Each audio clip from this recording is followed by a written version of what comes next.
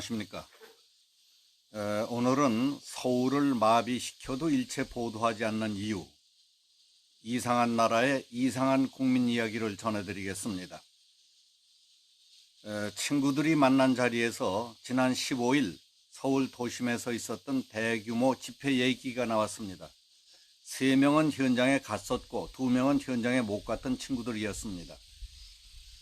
현장에 갔던 친구들은 비가 오는데도 전국 곳곳에서 수십만 인파가 몰려들어서 발길을 옮길 수도 없었다는 얘기가 주류를 이루었습니다. 나는 광장을 빈틈없이 꽉 메운 군중들의 호응과 박수, 환호성 소리가 너무 크기 때문에 현장에서 유튜브 방송을 하려던 계획을 포기할 수밖에 없었다는 얘기를 했습니다.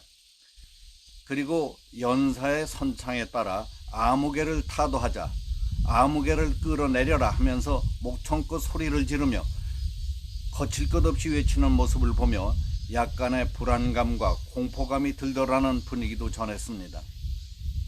현장에 가지 못했던 친구들은 그렇게 많은 사람들이 모였었다는 것을 전혀 몰랐다고 했습니다. KBS, MBC, SBS와 TV조선 동아채널 종편방송에서는 반일 감정을 선동하는 뉴스와 기획물들만 내보내더라고 했습니다. 오죽했으면 KBS 공영노조가 성명을 다 냈겠습니까? KBS 공영노조 성명에 따르면 15일 저녁 지상파 방송들은 광화문 시청 앞 등 서울 도심에서 있었던 국민궐기대회를 보도하지 않았다. MBC와 SBS 등 지상파는 저녁 8시 메인 뉴스에서 단 한 줄도 보도하지 않았다. 그러나 반일운동을 촉구하는 집회는 중계자까지 동원해서 대대적으로 보도했다. KBS의 9시 뉴스는 광화문에서 있었던 반일운동 집회는 중계차를 동원해 길게 보도한 뒤에 그 뉴스 끝에 현 정부에 반대하는 시민 3천여 명이 광화문에서 집회를 열면서 촛불 시민들과 대치하기도 했다고 덧붙였다. 수십만 명의 인파를 3,000명이라고 보도한 것이다. 신문도 마찬가지였다. 이른바 보수 성향의 매체들도 광화문 집회를 소홀하게 다뤘다. 조선일보는 문재인 정권 규탄 대회와 반일 집회 사진을 나란히 보도했고, 중앙일보는 반일 집회 사진은 사이즈를 크게 실은 반면에 문정권 비판 집회는 작은 크기로 보도했다. 발 디딘 틈이 없을 정도로 수십만 명이 모여 정부를 규탄하는 국민의 소리를 언론이 얼마나 왜곡, 편파, 조작하고 있는지를 잘 보여주는 사례였다. 대한민국 심장부에서 수십만 명이 모여 범국민적인 규탄 대회를 열었는데에도 보도를 하지 않는다면 북한이 남침을 해도 보도를 안 할 것이냐고 KBS 공영노조 성명은 캐묻고 있습니다. 죄 없는 박근혜 대통령을 탄핵으로 끌어내릴 때 허위, 조작, 날조로 국민을 선동했던 이 나라의 방송신문들, 그들은 어디선가 지침이 떨어지면 없던 일도 만들어서 뒤집어 씌우고 세상이 다 아는 일도 눈 하나 깜짝하지 않고 없던 일로 덮어버리고 마는 꼭두각시가 돼버린 지 이미 오래됐습니다. 그처럼 막대 먹은 언론, 아니 끽소리 없이 기막히게 말 잘 듣는 언론이 세계 10위권의 우리 대한민국을 스스로 미쳐서 국가 자살의 길로 뛰어들고 있는 부끄러운 대한민국으로 만든 1등 하수인 역할을 하고 있는 겁니다. 언론의 사명, 언론의 중요한 기능은 사실을 사실대로 밝혀 알려주고 올바른 방향, 올바른 길을 깨우쳐 주는 겁니다. 권력을 감시하고 사회를 정화시키며 그날그날을 일기처럼 기록함으로써 역사 발전의 교과서가 되어야 합니다. 언론에 종사하는 사람은 평범한 생활인과는 다른 점이 있어야 한다고 봅니다. 사리 판단력, 정의감, 용기, 진취성, 신념, 철학, 국가와 국가관 같은 것을 갖춰야 합니다. 평범한 직장인으로 출발했더라도 제대로 된 언론사라면 근무하는 과정에서 언론인으로서의 소양을 갖추게 돼 있습니다.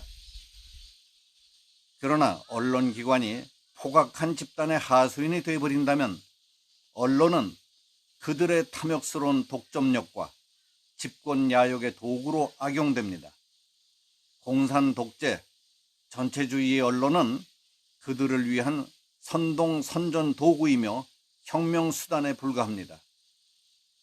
같은 칼이라도 의사가 쓰면 사람을 살리는 의료기구가 되지만 강도가 들면 사람을 찔러 죽이는 흉기가 되는 것과 똑같습니다.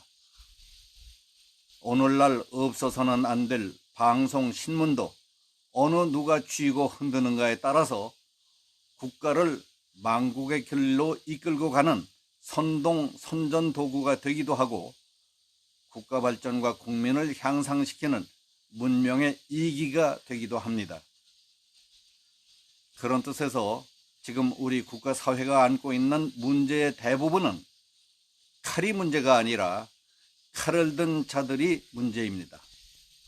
오늘날 우리 방송신문이 쓰레기 하치장처럼 되어버리고 기자들이 쓰레기 취급을 받는 기레기가 된 중요한 계기가 있습니다. 김대중, 김정일의 남북정상회담 직후인 2000년 8월 5일부터 12일까지 우리나라 언론사 사장단이 북한을 방문했을 때였습니다. 당시 문공부 장관이었던 박지원의 인솔로 평양을 방문한 KBS 사장 박권상, 한겨레 신문 사장 최학래 등 46명은 북한에서 국빈급 환대를 받았고 김정일에게 집단 투항하다시피 한 뒤에 보도 지침까지 받아왔습니다. 남북 언론 합의문이라는 이름의 문서는 적화 통일은 내가 마음먹기에 달렸다는 김정일의 뜻을 되새긴 것이었습니다. 그 내용은 반북, 반통일, 반화합, 반민족 등 4가지는 일체 다루지 않겠다는 사반 불보도 지침입니다.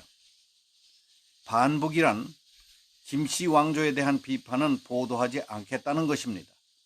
반통일은 연방제 반대 등 통일에 반대하는 보도는 않겠다는 겁니다. 반화합은 대북 포주기라든가 대북 지원에 반대하는 보도는 않겠다.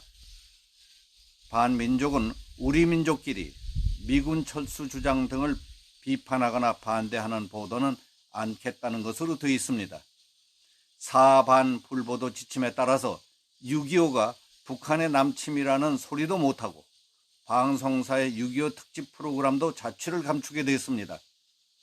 연방제 비판, 대북 포주기 비판, 김일성 세수방조 비판 소리를 들어보셨습니까?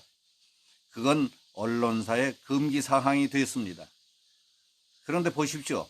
문재인 정부는 김정은 떠받들죠. 연방제 하려고 서둘죠. 대북 포주기의 혈안이죠.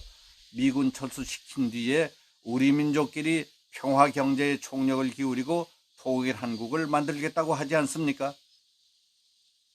북한에 대해 그토록 충직한 문재인 정권을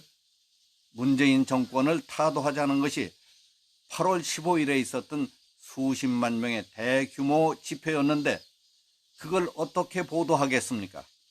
수십만 명이 서울 도심을 꽉 메우고 국민들의 성난 목소리가 하늘을 뒤덮었어도 박지원을 따라 북한에 가서 말 못할 약점을 잡히고 코가 꿰인 언론들은 하라는 것 외에는 찍소리도 할 수 없는 신세가 되어버린 지 오래됐습니다. 그리하여 오늘날의 한국 이상한 집권 세력은 올바른 소리, 비판의 소리, 듣기 싫은 소리는 안 보고 안 들으려 하고 전하지도 못하게 합니다. 순진하고 천진난만한 국민들에게는 정부에 대한 비판, 잘못한다는 소리는 듣고 싶어도 못 듣게 하고 보고 싶어도 못 보게 만들었습니다. 그리고 많은 국민들은 거기에 길들여져 가고 있습니다. 오늘의 대한민국은 이상한 집권 세력 농간에 이상한 나라가 되어가고 이상한 국민으로 변해가고 있는 것입니다. 오늘 여기서 마치겠습니다. 감사합니다.